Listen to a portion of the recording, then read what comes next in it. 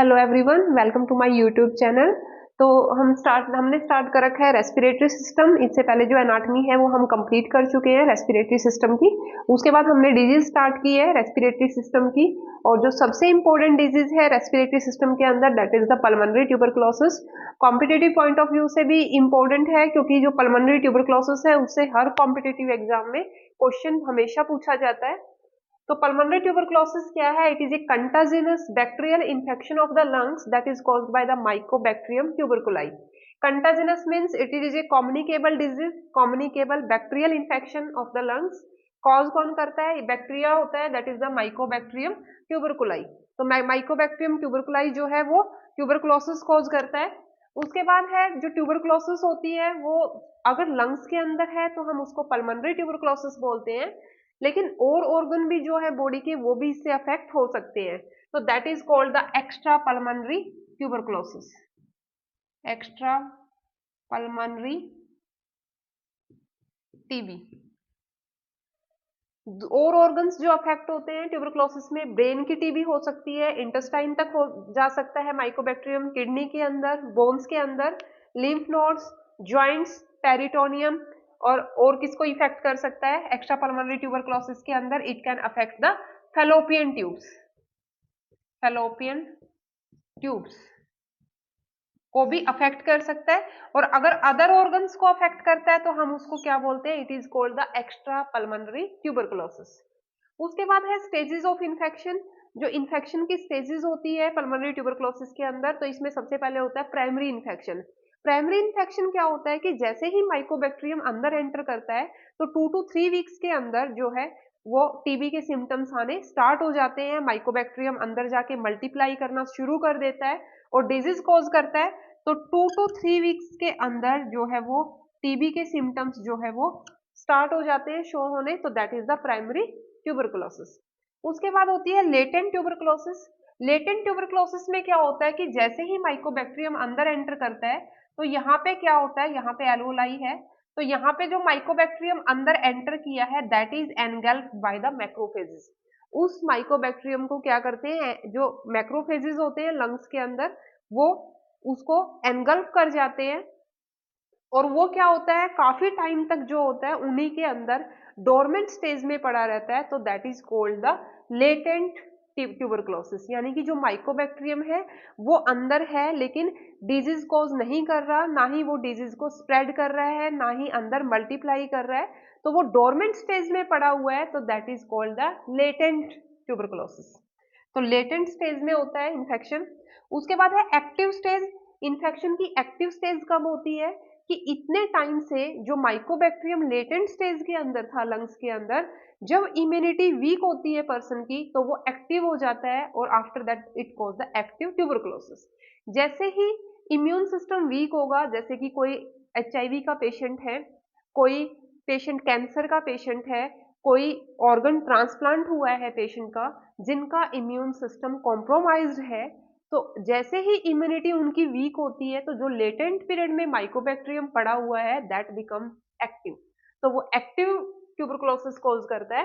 तो 3 तरह की स्टेजेस होती है। प्राइमरी हो सकती है कि एकदम से एंटर किया माइकोबैक्टीरियम, हमारा इम्यून सिस्टम जो है उसको नहीं खत्म कर पाया, तो 2 से 3 वीक में जो है वो टीबी के सिम्टम्स आने स्टार्ट हो जाते हैं। Latent, the mycobacterium that is engulfed by the macrophages and it is present in the dormant stage. तो ये सालों तक डोरमेंट स्टेज में पड़ा रहता है। उसके बाद जैसे ही इम्यूनिटी वीक होती है, जैसे ही ओल्ड एज पर्सन हैं उनमें इम्यूनिटी वीक हो जाती है, तो एकदम से जो माइकोबैक्टीरियम है वो एक्टिव इन्फेक्शन कोज करता है और एक्टिव स्टेज में आ जाता है। तो ये स्टेजेस थी ट्यूबरकुलोसिस की। उसके बाद है ट्रांसमिशन ऑफ ट्यूबरकुलोसिस। जो माइकोबैक्टीरियम का ट्रांसमिशन होता है बाय द ड्रॉपलेट इन्फेक्शन। और ड्रॉपलेट इन्फेक्शन में क्या होगा? By the coughing, by talking, by sneezing. तो जो ड्रॉपलेट्स निकलती हैं वो जो पर्सन है, सामने वाले पर्सन के जो है वो अंदर चला जाता है, माइकोबैक्टीरियम अंदर जाके लंग्स के अंदर चला जाता है और वहां पे जाके जो है वो इन्फेक्शन कॉज करता है। तो transmission is by the droplet infection. जो एक ड्रॉप होती है, एक ड्रॉपलेट के अंदर 400 के अराउंड जो है माइकोबैक्टीरियम प्रेजेंट होते हैं। यानी कि अगर एक सिंगल ड्रॉप भी हमारे कांटेक्ट में आ जाती है तो उसकी वजह से भी जो है 400 माइकोबैक्टीरियम एक ड्रॉप के अंदर प्रेजेंट है, तो that can cause the infection. तो ड्रॉपलेट इन्फेक्शन से स्प्रेड होता है। जो ड्रॉपलेट होती है वो एयर के अंदर स्प्रेड हो जाती है, तो इसीलिए हम कोई भी पर्सन है अगर उस एनवायरमेंट में रह रहा है कि कोई टीबी का पेशेंट है वहां पे और प्रिकॉशंस यूज अगर नहीं कर रहा है, तो एयर के अंदर भी माइकोबैक्टीरियम प्रेजेंट होता है और that can cause the tuberculosis, तो वो भी ट्यूबरकुलोसिस कॉज कर सकता है। तो mode of transmission bye the droplet infection, droplet जो है वो एयर में स्प्रेड हो जाते हैं and that cause the infection. इसीलिए जो टीबी का पेशेंट होता है उसको हमेशा नेगेटिव प्रेशर जो रूम होता है उसके अंदर रखा जाता है, नेगेटिव प्रेशर रूम के अंदर रखा जाता है ताकि जो माइकोबैक्टीरियम है वो बाहर ना जाए। तो नेगेटिव प्रेशर क्रिएट किया जाता है रूम के अंदर अगर ट्यूबरकुलोसिस का पेशेंट है अंदर। उसके बाद है causes of tuberculosis, risk factor क्या क्या है। If the person having the close contact with the infected person, कोई भी इन्फेक्टेड पर्सन के साथ अगर हमारा क्लोज कॉन्टैक्ट है तो उसकी वजह से भी ट्यूबरकुलोसिस हो सकती है। इम्यूनो कॉम्प्रोमाइज्ड पेशेंट है, इम्यूनो कॉम्प्रोमाइज यानी कि कोई भी HIV का पेशेंट है, कोई भी कैंसर का पेशेंट है, कोई भी ऑर्गन ट्रांसप्लांट हुआ है और हमने उसको इम्यूनो सप्रेसेंट ड्रग्स जो है वो दे रखी है, तो दैट इज इम्यूनो कॉम्प्रोमाइज्ड। तो उसके अंदर भी क्या हो सकता है, ट्यूबरकुलोसिस होने का रिस्क ज्यादा होता है क्योंकि उसकी इम्यूनिटी वीक है। सब्सटेंस एब्यूज है कर रहा है कोई, उसकी भी इम्यूनिटी वीक होती है, तो उसमें हो सकता है परसिस्टेंट मेडिकल कंडीशन है, कोई बॉडी के अंदर कंटिन्यूस कोई मेडिकल प्रॉब्लम है, तो उसकी वजह से भी जो बॉडी का इम्यून सिस्टम है वो वीक हो जाता है। इमिग्रेशन फ्रॉम हाई प्रीवेलेंस, कोई पर्सन जहां पे टीबी के केसेस ज्यादा है वहां से अगर इमिग्रेट होके आया है तो वो भी क्या है, ट्यूबरकुलोसिस कॉज कर सकता है कम्युनिटी के अंदर। ओवर क्राउडेड एरिया है तो वहां पे भी रिस्क ज्यादा होता है, ओवर क्राउडेड एरिया के अंदर जो है वो इन्फेक्शन का। कोई भी पर्सन माल न्यूट्रिशन है, प्रॉपर डाइट नहीं ले रहा है, तो उसको भी ट्यूबरकुलोसिस हो सकती है। इनएडिक्वेट हेल्थ केयर है, प्रॉपर जो है अपना चेकअप नहीं करवा रहा, वहां पे हेल्थ केयर फैसिलिटी प्रॉपर नहीं है आसपास, तो दैट कैन कॉज द, क्योंकि अर्ली डिटेक्शन नहीं होगा, स्क्रीनिंग नहीं होगी प्रॉपर, तो ट्यूबरकुलोसिस हो सकती है। हेल्थ केयर वर्कर्स हैं, अगर प्रॉपर प्रिकॉशंस यूज नहीं कर रहे हैं, प्रॉपर मास्क यूज नहीं कर रहे हैं, तो उनको भी जो है वो टीबी होने का रिस्क जो होता है वो ज्यादा होता है। अगर उनकी इम्यूनिटी वीक होती है तो उनको ट्यूबरकुलोसिस हो सकती है। तो दीज आर द कॉजेज और the risk factor for the tuberculosis. उसके बाद हम डिस्कस करेंगे पैथोफिजियोलॉजी ऑफ पल्मोनरी ट्यूबरकुलोसिस। कोई भी इटियोलॉजिकल फैक्टर जो होता है, एनी इटियोलॉजिकल फैक्टर है कोई भी डिजीज का, तो क्या होता है, जो माइकोबैक्टीरियम होता है that enters in the alveoli in the lungs. कोई भी इटियोलॉजिकल फैक्टर की वजह से जो माइकोबैक्टीरियम होता है वो क्या करता है, लंग्स के अंदर एंटर कर जाता है और लंग्स के अंदर एल्वोलाई में एंटर करके वहां पे क्या करता है, मल्टीप्लाई करना स्टार्ट कर देता है। ठीक है, जैसे ही मल्टीप्लाई करता है माइकोबैक्टीरियम वहां पे, तो एकदम से वहां पे क्या होता है, इम्यून रिस्पॉन्स स्टार्ट हो जाता है, हमारा जो इम्यून सिस्टम है वो एक्टिवेट हो जाता है एकदम से वहां पे।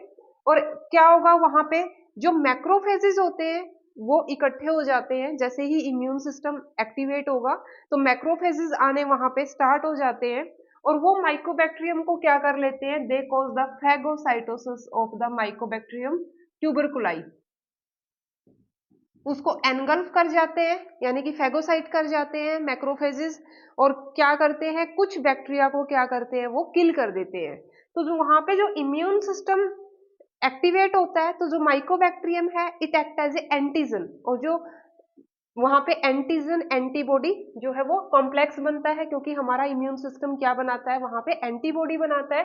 तो लंग्स के अंदर क्या बनता है, एंटीजन एंटीबॉडी कॉम्प्लेक्स बन जाता है, वहां पे लिम्फोसाइट्स वहां पे आ जाते हैं, तो हमारा इम्यून सिस्टम एक्टिवेट होगा, फैगोसाइटोसिस होगी, जो मैक्रोफेजेस है वो माइकोबैक्टीरियम को फैगोसाइट कर जाएंगे, वहां पे टाइप 1 जो है वो हाइपर सेंसिटिविटी रिएक्शन जो है वो स्टार्ट हो जाती है, हाइपर सेंसिटिविटी रिएक्शन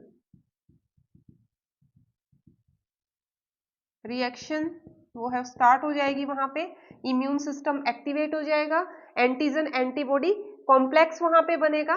तो macrophages they destroy some bacteria and also some normal tissues. जो मैक्रोफेजेस है कुछ बैक्टीरिया को एनगल्फ कर गए हैं, कुछ बैक्टीरिया उसके चारों तरफ जो है वो इकट्ठे हो गए हैं, और वहां पे जो कुछ टिश्यू है, नॉर्मल टिश्यू के साथ में जो है, नॉर्मल टिश्यू जो है वो माइकोबैक्टीरियम के साथ में डिस्ट्रॉय हो जाते हैं। ठीक है, तो वहां पे क्या बनता है, it form the granuloma formation, वहां पे ग्रेनुलोमा बन जाता है। जो डेड टिश्यू होते हैं वहां पे जो मैक्रोफेजेस होते हैं, दे फॉर्म द ग्रेनुलोमा। इसको हम क्या बोलते हैं यहाँ पे, it is also called the gones complex. यहाँ पे क्या बनता है, गॉन्स कॉम्प्लेक्स बन जाता है। जो टिश्यू होते हैं उनकी नेक्रोसिस वहां पे होती रहती है, जो टिश्यू है वो डेड, लाइव टिश्यू है वो डेड हो जाएंगे, नेक्रोसिस हो जाएगी, और वहां पे क्या होता है, कैविटी बननी स्टार्ट हो जाती है लंग्स के अंदर। जो टिश्यू डेड होंगे वहां पे कैविटी फॉर्मेशन हो जाती है, और उन कैविटी में क्या होता है, वहां पे चीज लाइक जो मटेरियल है वो फील हो जाता है, चीज लाइक मटेरियल जो है वो फील हो जाता है कैविटी के अंदर। और क्या क्या होता है उस मटेरियल के अंदर, डेड टिश्यू होते हैं, मैक्रोफेजेस होते हैं, लिम्फोसाइट्स वहां पे होते हैं, और माइकोबैक्टीरियम ट्यूबरकुलाई वहां पे प्रेजेंट होता है। तो जो कैविटी लंग्स के अंदर बनती है, that occur due to the necrotic degeneration of the tissue in the lungs. Lungs के अंदर डीजनरेशन होगी टिश्यू की, और जगह जगह पे कैविटी बन जाएगी, and that cavity is filled by the चीज लाइक मटेरियल। और उस चीज लाइक मटेरियल के अंदर क्या होता है, in this there is the dead cells, dead tissue present, macrophages present, and there are some lymphocytes present, and the mycobacterium tuberculi is also present. तो वहां पे फ्लूइड भर जाता है कैविटी के अंदर कई बार। और जो एक्सरे में जब हम देखते हैं तो ये जो कैविटी होती है, यही एक्सरे में टीबी के अंदर जो है वो दिखाई देती है। एक्सरे में ये प्रॉपरली हम इनको देख सकते हैं कैविटीज को। तो ये पैथोफिजियोलॉजी है पल्मोनरी ट्यूबरकुलोसिस की।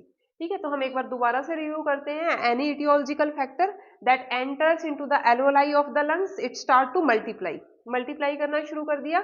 It stimulate the immune system stimulate होगा तो वहां पे मैक्रोफेजेस आएंगे तो जो इम्यून रिस्पॉन्स है वो स्टार्ट हो जाएगा, हाइपर सेंसिटिविटी रिएक्शन स्टार्ट होगी, एंटीजन एंटीबॉडी कॉम्प्लेक्स वहां पे बनना शुरू हो जाएगा।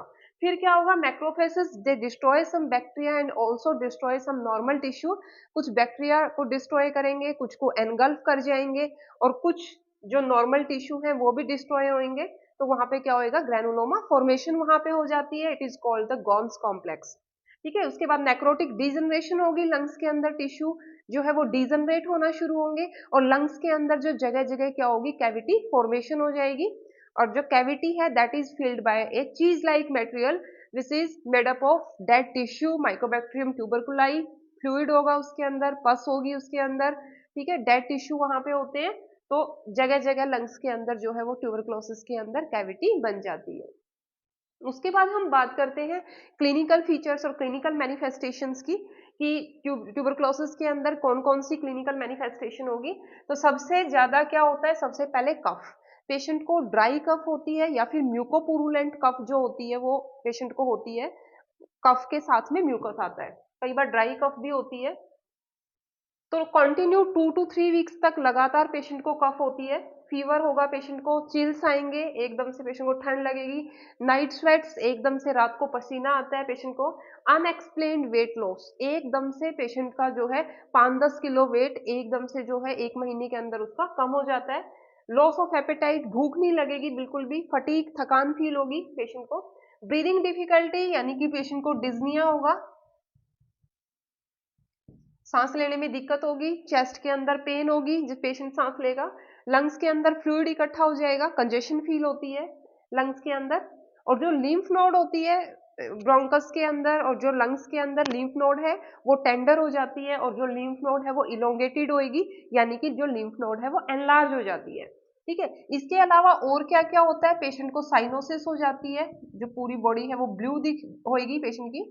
इसके अलावा पेशेंट को क्या होता है, हाइपोटेंशन होती है पेशेंट को, बीपी जो है पेशेंट का कम हो जाता है, टैकिपनिया होगा, रेस्पिरेटरी रेट जो है वो इंक्रीज हो जाती है टैकिपनिया की वजह से, O2 सैचुरेशन है वो डिक्रीज हो जाती है। अगर हम सैचुरेशन देखेंगे पेशेंट की, टीबी के पेशेंट की, तो जो सैचुरेशन है वो कम आएगी पेशेंट की। तो ये सारे के सारे साथ में सिम्टम्स जो है पेशेंट को दिखाई देंगे, रेस्पिरेटरी प्रॉब्लम होगी मेनली। ठीक है, तो ये है क्लिनिकल मैनिफेस्टेशंस के बारे में कि क्या क्या फीचर्स आएंगे ट्यूबरकुलोसिस के पेशेंट को। उसके बाद हम बात करते हैं डायग्नोस्टिक इवैल्यूएशन की, कि कौन कौन से टेस्ट हम करवाएंगे। ट्यूबरकुलोसिस का पेशेंट अगर हमें लग रहा है कि टीबी के सिम्टम्स हैं पेशेंट को, तो पेशेंट की हम हिस्ट्री लेते हैं। हिस्ट्री में हम पूछते हैं कि कोई पेशेंट की मतलब पेशेंट किसी के कॉन्टेक्ट में तो नहीं आया है, या फिर जो पेशेंट है इमिग्रेशन तो नहीं हुई है कहीं से, मतलब कि जहाँ पे टीबी ज्यादा प्रीवेलेंट है, तो इस तरह की हिस्ट्री हम पेशेंट से लेते होते हैं। बाकी हम पेशेंट के से जो है क्लिनिकल फीचर्स क्या क्या है, क्या क्या सिम्टम्स उसको आ रहे हैं, वो हिस्ट्री लेंगे। उसके बाद हम क्या करते हैं, डायग्नोस्टिक इवैल्यूएशन करेंगे पेशेंट का। तो डायग्नोस्टिक इवैल्यूएशन में सबसे पहले आता है tuberculin skin test. Tuberculin skin test जो होता है, इसको हम मोन्टेक्स टेस्ट भी बोलते हैं। इसमें हम क्या करते हैं, purified protein derivative 0.5 ml PPD protein purified protein derivative देते होते हैं इंट्राडर्मली। आईडी देंगे intradermally purified protein derivative, intradermally forearm के अंदर देते होते हैं जनरली, हम इसको फोरआर्म में देंगे। तो उसके बाद हम उसको सर्कल कर देते हैं देने के बाद, और हम इसका रिजल्ट फिर देखते हैं 48 से 72 आवर्स के बाद हम इसका रिजल्ट देखते हैं। अगर वहां पे इंड्यूरेशन, रेडनेस और स्वेलिंग हो गई है, तो इसका मतलब वो पॉजिटिव है। ठीक है, तो इसमें हम कैसे कंसिडर करते हैं, अगर जो एरिया है वहां पे जो है वो 10 mm जो है एरिया, इससे अगर ज्यादा है, 10 mm से अगर ज्यादा है वहां पे इन ड्यूरेशन जो है एरिया, तो इसका मतलब जो पेशेंट है वो क्या है, ट्यूबरकुलोसिस जो है वो पॉजिटिव है। लेकिन अगर कोई पेशेंट एचआईवी का पेशेंट है, तो उसमें हम क्या करेंगे, अगर मोर देन 5 mm है इन ड्यूरेशन, तो उसको हम क्या करते हैं, पॉजिटिव कंसिडर करते हैं। एचआईवी का पेशेंट है, कोई इम्यूनो कॉम्प्रोमाइज पेशेंट है, ऐसा कोई पेशेंट है जिसको ऑर्गन ट्रांसप्लांट हुआ है, तो उस केसेस में अगर वहां पे जो रेडनेस है, इंड्यूरेशन हो रखी है, अगर वो 5 mm से ज्यादा है, तो हम उसको ट्यूबरकुलोसिस पॉजिटिव लेके चलते हैं।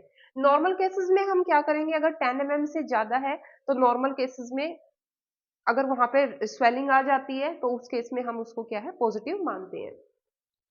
लेकिन जो ट्यूबरकुलिन स्किन टेस्ट है, it is not a confirmatory test for tuberculosis. अगर ये पॉजिटिव आ रहा है, तो इसका मतलब हम ये नहीं कह सकते कि पेशेंट को 100% ट्यूबरकुलोसिस है।